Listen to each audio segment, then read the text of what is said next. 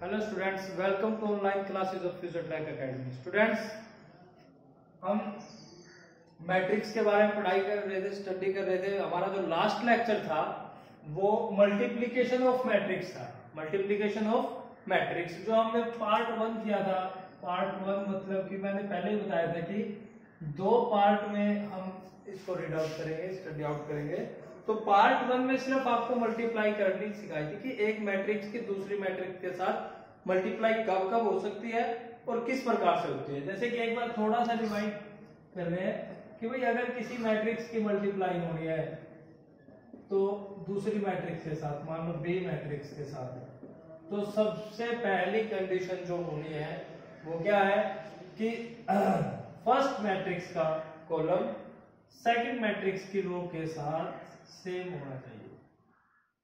Second matrix की रो के साथ सेम, अब इसका कॉलम और इसकी रो सेम होनी चाहिए। और जो नई मैट्रिक्स है उनका ऑर्डर क्या आएगा, m into p। यही बताया गया था, आपके सामने मल्टीप्लाई भी करके दिखाई गई थी।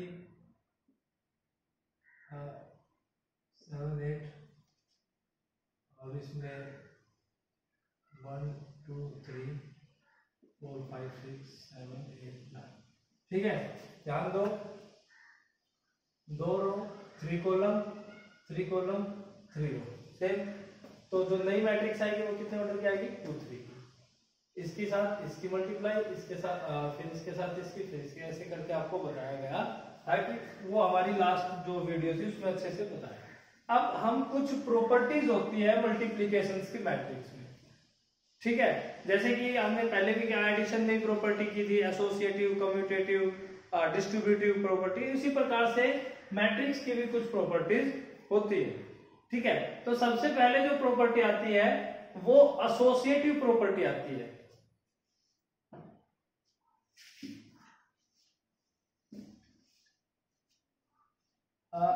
एसोसिएटिव प्रॉपर्टी मतलब कि क्या बोल रहा है, एसोसिएटिव प्रॉपर्टी में बोल रहा है कि अगर हमारे पास तीन मैट्रिक्स है, मैट्रिक्स ए, बी और सी, ठीक है, मैट्रिक्स ए, बी और सी, तो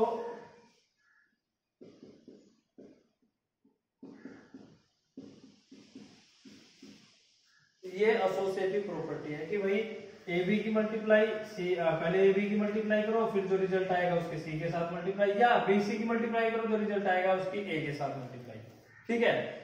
ये प्रॉपर्टी सेटिस्फाई कब होगी, ये प्रॉपर्टी सेटिस्फाई तब होगी, ध्यान देना बेटा। सबसे पहले तो इनका जो ऑर्डर है वो मैच होना चाहिए। क्या, किस प्रकार से कि मेरे पास तीन प्रॉपर्टी है, सॉरी तीन मैट्रिक्स है, मैट्रिक्स है उसका ऑर्डर मान लो m इंटू n है। नेक्स्ट जो मैट्रिक्स है मैट्रिक्स बी, उसका ऑर्डर n इंटू p होना चाहिए। और जो सी मैट्रिक्स है मैट्रिक्स सी, उसका ऑर्डर p इंटू क्यू होना। समझ आया कि पहले इनका जो ऑर्डर है वो ठीक प्रकार से हमारे पास होना चाहिए, तभी हमारी एसोसिएटिव प्रॉपर्टी मैच होगी, अदरवाइज एसोसिएटिव प्रॉपर्टी नहीं लग पाएगी। क्योंकि तभी तो क्या बताया था, मल्टीप्लिकेशन कब होगी, जब इसकी कॉलम इसके रो के साथ और इसका कॉलम इसकी रो के साथ मैच होगा। अब इसी प्रॉपर्टी में अगर हम यूज करके देखेंगे तो देखो, सबसे पहले तो इन दोनों की मल्टीप्लिकेशन करेंगे, इन दोनों की मल्टीप्लिकेशन करेंगे तो हमारे पास a इंटू बी की मल्टीप्लिकेशन का रिजल्ट क्या आएगा, हमारे पास a इंटू बी की मल्टीप्लिकेशन का रिजल्ट आ जाएगा m इंटू पी, ऑर्डर की मैट्रिक्स सी, जो सी मैट्रिक्स है उसका ऑर्डर क्या है p इंटू क्यों, ये सेम हो गया। इसके जो ए बी की मल्टीप्लिकेशन के बाद जो मैट्रिक्स आएगी उसका कॉलम क्या था p, और जो सी मैट्रिक्स है उसकी रो क्या है p। तो ए बी की और सी की जो मल्टीप्लिकेशन आएगी उनका ऑर्डर आएगा m इंटू क्यों, यानी कि पॉसिबल तो है, पॉसिबल तो है, लेकिन कब, तब हमारे पास ये कंडीशन सेटिस्फाई हो। अगर ये कंडीशन सेटिस्फाई नहीं है तो हमारे पास गड़बड़ हो जाएगी, हमारा जो रिजल्ट है वो मैच नहीं होगा। ये तो हमने ए बी की करके देखा। अब अगर बी सी की करके देखते हैं, इधर से हमारे पास क्या था, ए का ऑर्डर था m इंटू एन, बी का ऑर्डर था n इंटू पी, और सी का ऑर्डर है p इंटू क्यू। यही है, बी सी की मल्टीप्लाई करके देखते हैं, बी सी की मल्टीप्लाई BC की मल्टीप्लाई करेंगे तो देखो n इंटू पी और ऑर्डर है P इंटू क्यू, ठीक है। ये देखो इसका रो और इसकी कॉलम सेम है, तो जो नई मैट्रिक्स आएगी वो कितने की आएगी, n इंटू क्यू की, और A जो मैट्रिक्स है उसका ऑर्डर कितना है m इंटू n, तो ये भी n से n करके क्या ऑर्डर आएगा m इंटू क्यू का। यानी कि एसोसिएटिव प्रॉपर्टी सेटिस्फाई है, बट ऑर्डर हमारा इस प्रकार से अरेंज होना चाहिए। अगर हमारा ऑर्डर अरेंज नहीं है तो हमारी प्रॉपर्टी एसोसिएटिव सेटिस्फाई नहीं हो पाएगी। सेकंड, आपको बेटा एक बात बताता हूं कि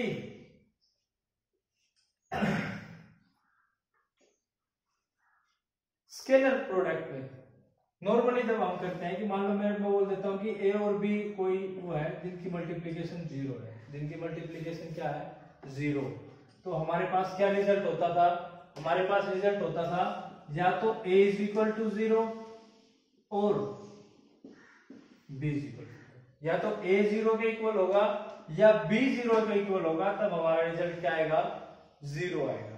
यहाँ पे मैट्रिक्स के मामले में ऐसा रूल नहीं है कि इनमें से 0 होना पड़ेगा। ये हो सकता है कि इन दोनों में से कोई भी 0 ना हो, लेकिन आंसर आपका क्या आ जाए 0, आंसर आपका क्या आ जाए 0 आ जाए, जो नई मैट्रिक्स आए वो 0 या नल मैट्रिक्स आ जाए।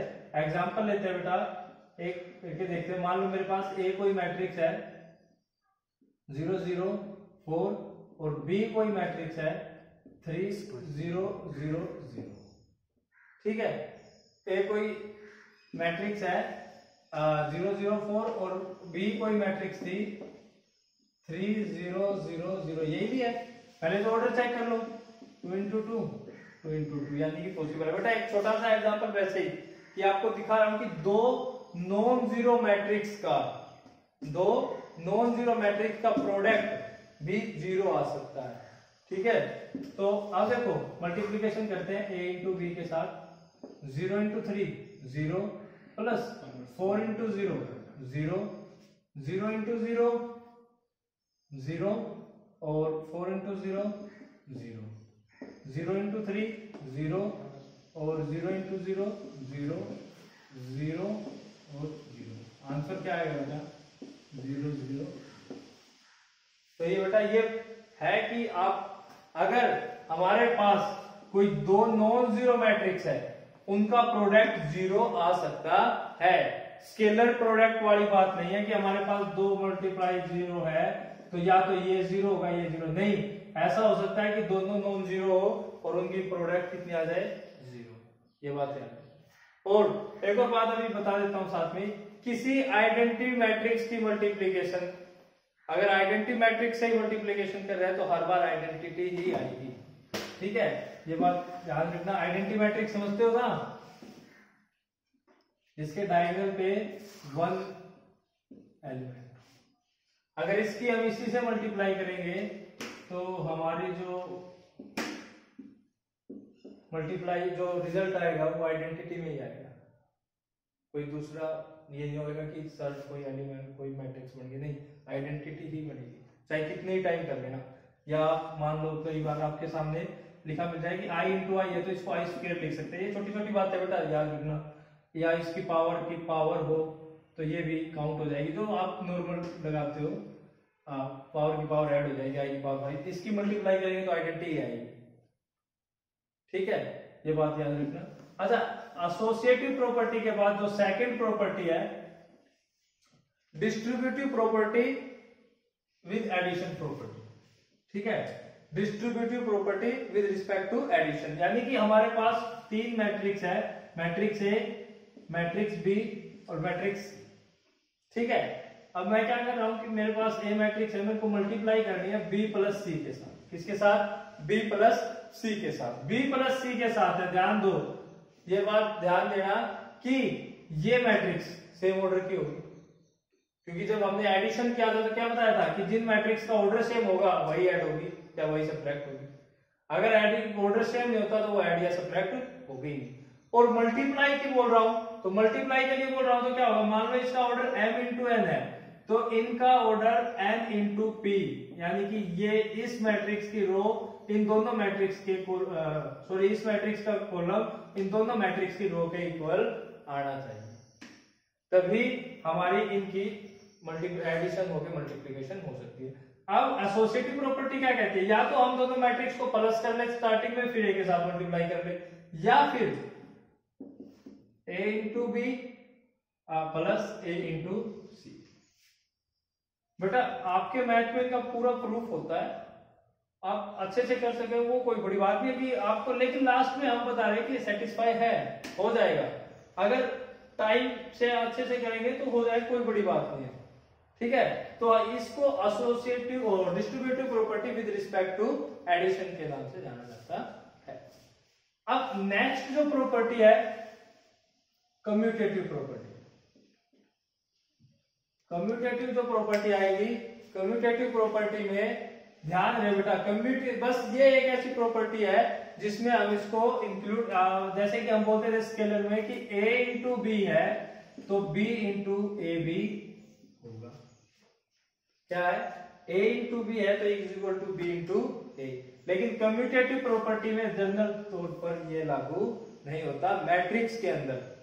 ठीक है, मैट्रिक्स के अंदर इसको अप्लीकेबल नहीं कर सकते, जरूरी नहीं है ये पॉसिबल हो। सपोज मान लो इनका तो ऑर्डर ही बेचना हो, एक मिनट के लिए देखो, इसका ऑर्डर m इंटू एन है और इसका ऑर्डर n इंटू पी हो जाए, m इंटू एन और n इंटू पी।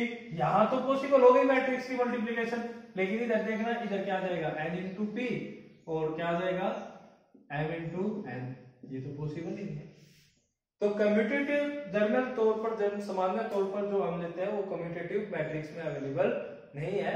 हो सकता है कुछ एक जो केस होते हैं जिनके लिए अवेलेबल हो सकता है, जैसे आइडेंटिटी के लिए हम कर सकते हैं, दो आइडेंटिटी मैट्रिक्स लेंगे उनका कम्यूटेटिव हो सकता है, वो वहां पे अवेलेबल है। लेकिन सामान्य तौर पर नॉर्मल हम कम्यूटेटिव प्रॉपर्टी को मैट्रिक्स में अलाउड नहीं करते।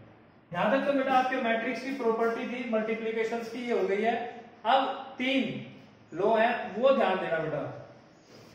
नॉर्मल जो आप पढ़ते हैं ज्यादा टाइम ले लेंगे, थोड़ा सा वैसे ही a प्लस बी का होल स्क्वायर किया है, क्या होता है a square plus 2ab plus B square. ये क्या है, यहां पे हमारे पास क्या आएगा बेटा, a square plus ab plus ba plus B square. ये प्रॉपर्टी है, या तो उनको डायरेक्ट ऐड करके सम कर लो। अगर हम इसमें फॉर्मूले में यूज कर रहे हैं तो बेटा क्यों ऐसा क्यों हुआ, क्योंकि अभी मैंने बताया कि यहाँ पे कम्यूटेटिव प्रॉपर्टी अप्लाई नहीं होती, a और b और a को मल्टीप्लाई सेम नहीं आएगा, इसलिए उन दोनों को अलग लिखा। इसी प्रकार से माइनस वाला हो जाएगा, a माइनस बी का होल स्क्वायर करोगे a square minus A B minus B A और प्लस बी स्क्वायर। समझ आया क्यों हो गया। अच्छा थर्ड a माइनस बी और a प्लस बी। नॉर्मल जब हम फॉर्मूला एड करते हैं इसका क्या करते हैं, स्क्वायर माइनस बी स्क्वायर, लेकिन इसका अगर कंप्लीट फॉर्मूला आएगा तो वही आ जाएगा a square minus A B plus B A और माइनस बी स्क्वायर। ठीक है, क्योंकि कम्यूटेटिव प्रॉपर्टी अप्लाई नहीं हो रही, इसलिए इसी वजह से हमारा फॉर्मूला तैयार हुआ। वैसे नॉर्मल तौर पर अगर प्लस कर दिया तो किन्हीं भी तो मैट्रिक्स का डायरेक्ट प्लस करके सम कर सकते। ठीक है, अच्छा एक और बात बेटा कि हम मैट्रिक्स की पावर को, जैसे अभी बताया कि भाई a की पावर 2 है तो हम इसको a इंटू ए भी राइट कर सकते हैं, 3 हो जाएगी तो a इंटू ए 3 आ जाएगा। ऐसे क्वेश्चन आएंगे बेटा, जब आप एक्सरसाइज करोगे तो आपके पास ये आ जाएगा a cube plus 3b plus 5c, यानी कि a को 3 बार मल्टीप्लीकेशन करके और b जो भी कोई b मैट्रिक्स है स्केलर 3 से मल्टीप्लाई और c जो मैट्रिक्स है 5 से, और इन सब का ऐड करना है। ऐड करना है तो इसका मतलब इन सब का ऑर्डर सेम होगा। ठीक है, तो आप जो एक्सरसाइज है उसके क्वेश्चन जरूर ट्राई करें। अगर कोई प्रॉब्लम है क्वेश्चन में तो हमारे पास कमेंट करें या हमसे जुड़ने के लिए व्हाट्सएप ग्रुप पे आए। Thank you.